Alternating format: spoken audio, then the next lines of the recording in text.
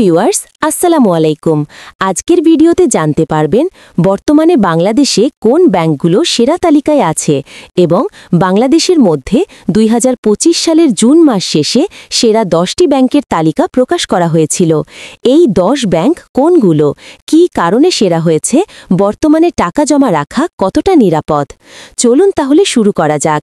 প্রথমে দেখে নিই সেরা 10 ব্যাংকের নামগুলো। BRAC Bank, City Bank, Dutch Bangla Bank, Eastern Bank, Jamuna Bank, Mutual Trust Bank, NCC Bank, Prime Bank, Pubali Bank, Shahjalal Islami Bank. এছাড়া কিছু তালিকায় Exim Bank, Trust Bank, United Commercial Bank, Uttara Bank ইত্যাদির নামও এসেছে।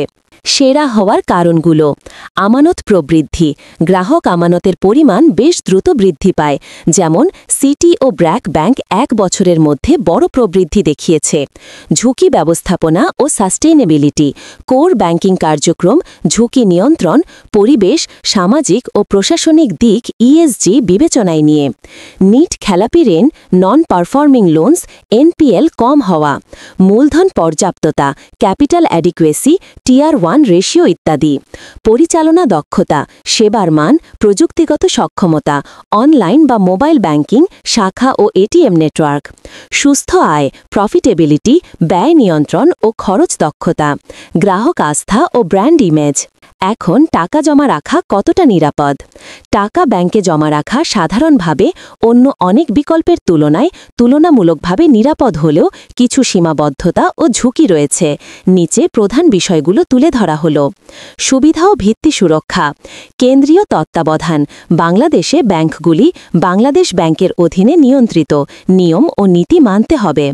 জমা বীমা, ব্যাংক ডিপোজিট ইন্স্যুরেন্স অ্যাক্ট 2000 অনুযায়ী যদি কোনো ব্যাংক দেউলিয়া হয়ে যায় প্রতিটি জমাদাতা সর্বোচ্চ 1,01,000 টাকা পর্যন্ত ক্ষতিপূরণ পাবেন, অর্থাৎ একটি নির্দিষ্ট সীমা পর্যন্ত সুরক্ষা আছে। সীমাবদ্ধতা ও ঝুঁকি, বীমার সীমা কম, 1 লক্ষ টাকার সীমা অনেক গ্রাহকের জন্য পর্যাপ্ত নয়, বিশেষ করে বড় আমানতের জন্য।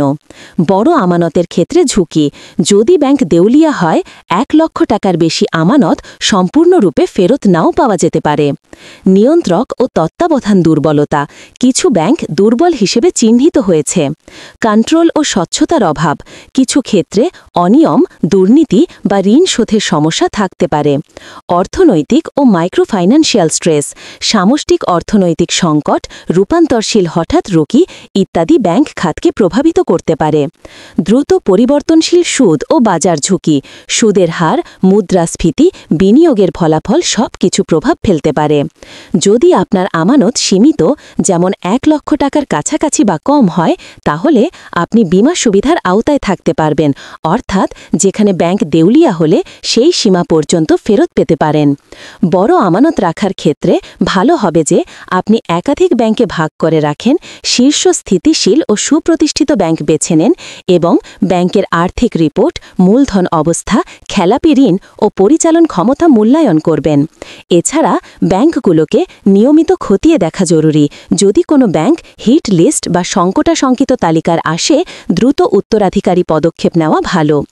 বর্তমান অর্থনৈতিক অবস্থায় ব্যাংকে টাকা রাখাই সাধারণভাবে বুদ্ধিমানের উপায়, বিশেষ করে যেখানে ব্যাংকটিতে আস্থা আছে এবং তত্ত্বাবধান ভালো, তবে সম্পূর্ণ ঝুঁকিমুক্ত নয়। আজ এই পর্যন্ত। ভিডিও ভালো লাগলে লাইক দিন, আরও ভিডিও পেতে চ্যানেলটি সাবস্ক্রাইব করুন। ধন্যবাদ।